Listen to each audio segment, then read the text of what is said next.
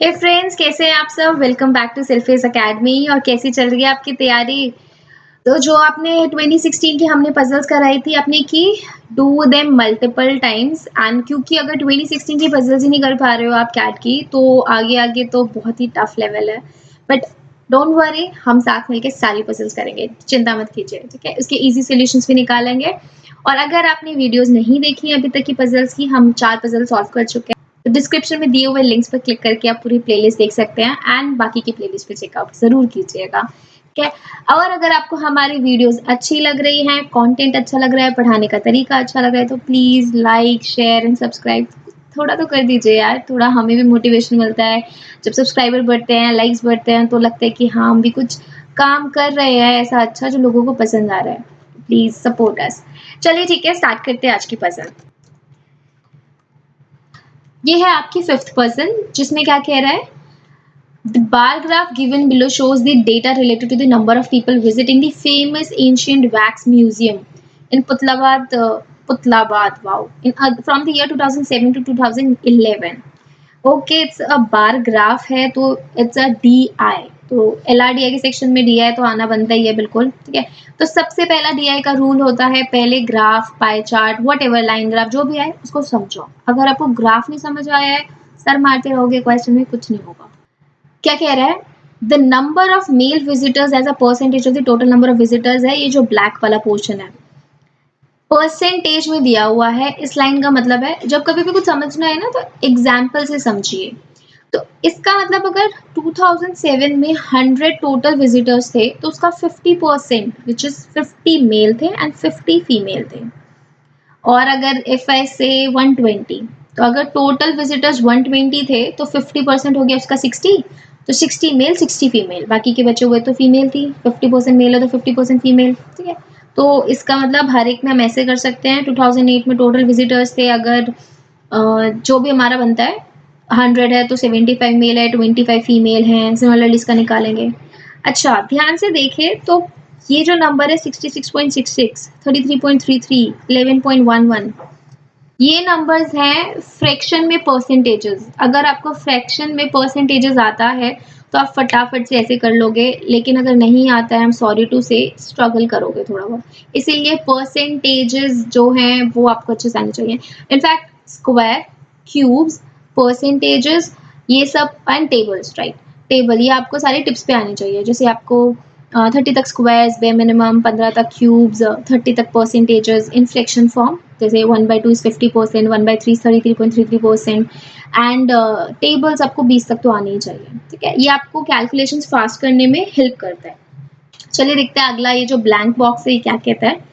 Percentage change in the total number of visitors with respect to previous year.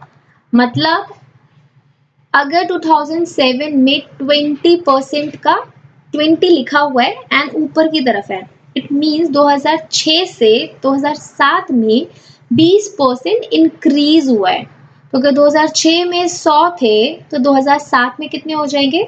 100 का 20% increment होकर के, which means 100 का 120%।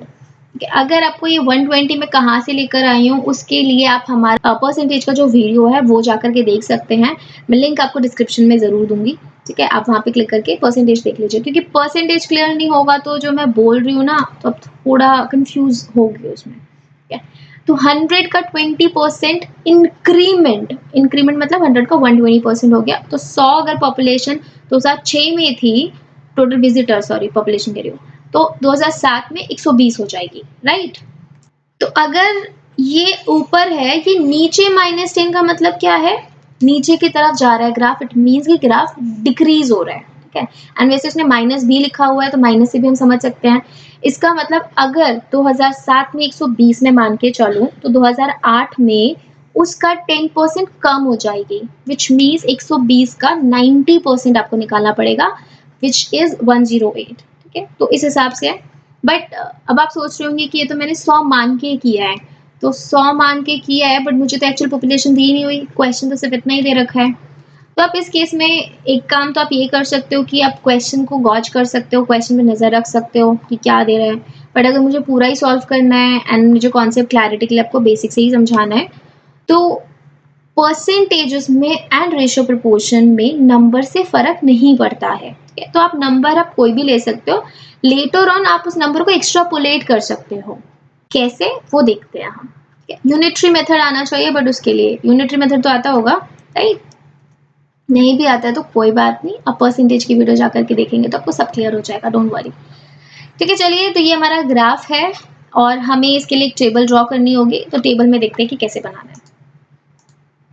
उसके लिए हर जैसे ईयर है 7, 8, 9, 10, 11, तो 7 के लिए बेस ईयर होगा मेरा 2006। तो मैं जब 2006 से लेना शुरू करूंगी ईयर, तो मैंने 2006, 7, 8, 9, 10 एंड 11 ये साल ले लिए। ठीक है, तो अगर मान लीजिए मैंने टोटल विजिटर्स 2006 में 100 माने हैं, ये एक्स्ट्रापोलेट हो जाएगा बाद में, कैसे भी क्वेश्चन पर आते भी देखेंगे, इजी होता है, कुछ दिक्कत नहीं है।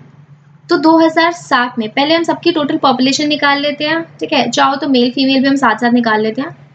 2006 का मेल फीमेल नहीं निकाल सकते बिकॉज ग्राफ में वो नहीं दिया हुआ। तो 2006 से 2007 में विजिटर्स कितने बढ़े हैं हमारे, परसेंटेज चेंज, तो हमारे इस वाले को ध्यान रखना पड़ेगा हमें, जो व्हाइट वाला है ब्लैंक, 20% बड़ा है, ऊपर की तरफ ग्राफ है, तो 120 हो जाएगा, विच इज 120, 100 का 120% इज 120।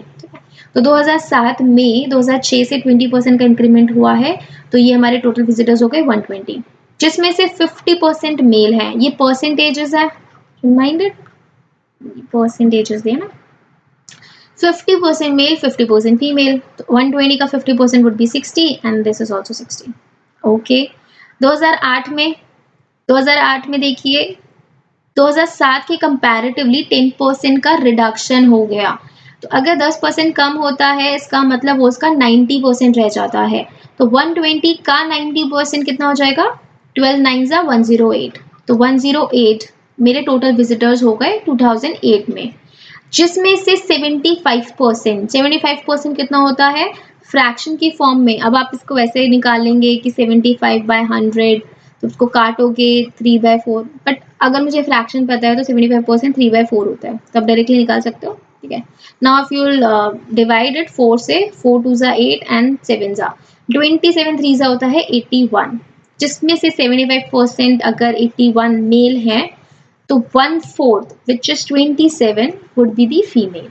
ठीक है, नेक्स्ट कह रहा है 33.33% का इंक्रीमेंट है। 33.33% होता है फ्रैक्शन में 1/3, तो 1/3 का इंक्रीमेंट विच मीन्स टोटल 4/3। 4/3 कैसे आया, 1 + 1/3 इज 4/3। ठीक है, 1 प्लस में होता है ना, इसमें फ्रैक्शन है, तो 4/3, तो 108 का 4/3 अगर आप निकालेंगे तो दिस वुड मेक इट 36, 4 जा 144। तो यहाँ पर टोटल विजिटर्स हो गए 144, जिसमें से 66.66 कितना होता है, 2/3। 1/3 मैंने भी बताया ना 33.33, उसका डबल कर दोगे तो 66.66 हो जाएगा। तो 2/3, अब 144 का 2/3 या 1/3 कुछ भी निकाल लीजिए, 48 होता है। 48 2 जा 96, तो बचा 1/3, 48 फीमेल हो जाएंगी। राइट, आई होप समझ आ रहा है। और अगर नहीं आ रहा है किसी को भी, तो आई एम श्योर आप फ्रैक्शन और परसेंटेज में कंफ्यूज हो रहे हो कि why I am taking this 4/3, why I am taking this extra, यहाँ पे 2/3 क्यों लिया है। तो अगर यहाँ कंफ्यूजन हो रही है तो परसेंटेज का थोड़ा सा प्रॉब्लम हो रहा है यानी आपको, तो वो जाकर के पहले रिवाइज कीजिए, come back to this video and then watch it, बहुत अच्छे से समझ आएगा तभी। ओके, 2010 में 25% का इंक्रीमेंट है। 25% होता है मेरा 1/4, तो 1 + 1/4 वुड मेक इट 5/4। तो 144 में 5/4 अगर मैं करूंगी, विच मीन्स 144 का 5/4, आई होप सही है, 36 5 से होता है 180। ठीक है, तो 180 का 60%, 180 का 60% होता है 18 6 जा 108, तो बचा हुआ 40% 72। देख लीजिए सम करके, that would be 108 + 72 is 180। Minus भी कर सकते हो, बाकी का बचा परसेंटेज से भी निकाल सकते हो, जैसे आपको ठीक लगे। देन नेक्स्ट कह रहा है 2011 में 11.11% का डिक्रीमेंट। 11.11% होता है 1/9। अब जब इंक्रीमेंट था तो हम 1 प्लस कर रहे थे और जब डिक्रीमेंट होता है तो हम 1 माइनस करते हैं। तो 1 माइनस 1/9 वुड मेक इट 8/9। ठीक है, तो 180 का 8/9 अगर आप निकालोगे तो हो जाएगा 160। इसमें से 65% मेल है, 35% फीमेल है, बचा हुआ रेस्ट 35% फीमेल होंगी। तो 160 का 65% कैसे निकाल सकते हो आप? 160 का 60% होगा 60, 16 6 96 प्लस 5% होता है आपका 10% इज 60, तो 5% हो जाएगा आपका 8, तो ये हो गया 104। तो अगर आपका 104 ये आ चुका है तो बचा रिमेनिंग 35% होगा आपका 56। ठीक है, 160 माइनस 104 कर लीजिए, नहीं तो आप 35% निकाल सकते हो। 16 3 48 प्लस 8 करोगे तो 56 आ जाएगा। राइट, तो ऐसे आप सॉल्व कर सकते हैं। तो ये बना ली हमने टेबल। अब टेबल बना लिया है हमने, ये थोड़ा सा रेस कर देते हैं। ठीक है, अब टेबल अगर हमने बना लिया है तो अब हमारा कुछ भी नहीं रहा, हमने सॉल्व कर लिया अपना बेस टोटल विजिटर्स 100 मान करके। अब क्वेश्चन में जैसे जैसे बोलेगा हम उसको एक्स्ट्रापोलेट कर देंगे, क्योंकि परसेंटेज के बेसिस पे आप ऐसे ही कर सकते हो। देखिए फर्स्ट क्वेश्चन क्या कहता है, if the total number of visitors in the year 2006 was 46850। इसने 2006 में टोटल नंबर ऑफ विजिटर्स दे रखे हैं मुझे क्वेश्चन में। तो अब आप यहाँ पे यूनिटरी मेथड लगा सकते हैं कि अगर विजिटर्स 2006 में इतने हैं तो 2011 के फीमेल विजिटर्स बताइए। 2006 में अगर 100 जब मैंने माने थे तो 2011 में फीमेल कितनी आई थी? 56, राइट। जब 100 माना तो फीमेल आई 2011 में 56, जब 1 मानूंगी तो कितना होगा, और जब 40,850 46,850 मानेंगे तब कितना आएगा। बस यहाँ पे यूनिटरी मेथड लगा देना है हमने। ठीक है, तो देख लेते हैं, थोड़ा सा कैलकुलेशन होगा बट ज्यादा दिक्कत नहीं आएगी। अगर 100 है तो 56 आया, 1 होगा तो 56/100, 46850 होगा तो इंटू 46850 आप कर दीजिएगा। ठीक है, नाउ यू कैन कैलकुलेट सीधा सीधा से पूरा 46850 को 56 से आप मल्टीप्लाई कीजिए। आप इसको करेंगे तो कितना बनेगा, दिस वुड मेक इट 50 + 6। आप पूरा 56 से मल्टीप्लाई करने की बजाय आई ब्रेक इट 50 + 6 करके, ऐसे 46850। Now it is easy to multiply 5 और 6 से मेरे लिए, तो our answer would be 26236। 26,236 female visitors हो जाएंगी अगर 46,850 हमारे टोटल विजिटर्स होते हैं 2006 में। ठीक है, तो हमने यहाँ यूनिटी मेथड लगाकर कुछ नहीं किया है। ओके, नेक्स्ट क्वेश्चन कहता है which of the following statement is true? The only year in the given period. ये वैसे क्वेश्चन थोड़ा लंबा लग रहा है तो I look for another questions जो अगर कम लेंथ के हैं, सारे सेम लेंथ के तो कोई फर्क नहीं पड़ता, आगे पीछे कर लो, बट जो छोटे क्वेश्चन है वो जल्दी करती है 4 स्टेटमेंट पढ़ने से बेटर। बट देखते हैं अभी। The only year in the given period when the number of the female visitors decrease as compare to the previous year was 2008। क्या फीमेल विजिटर्स 2008 में ही कम हुई है? ओनली बोला है उसने, देखो ओनली ईयर,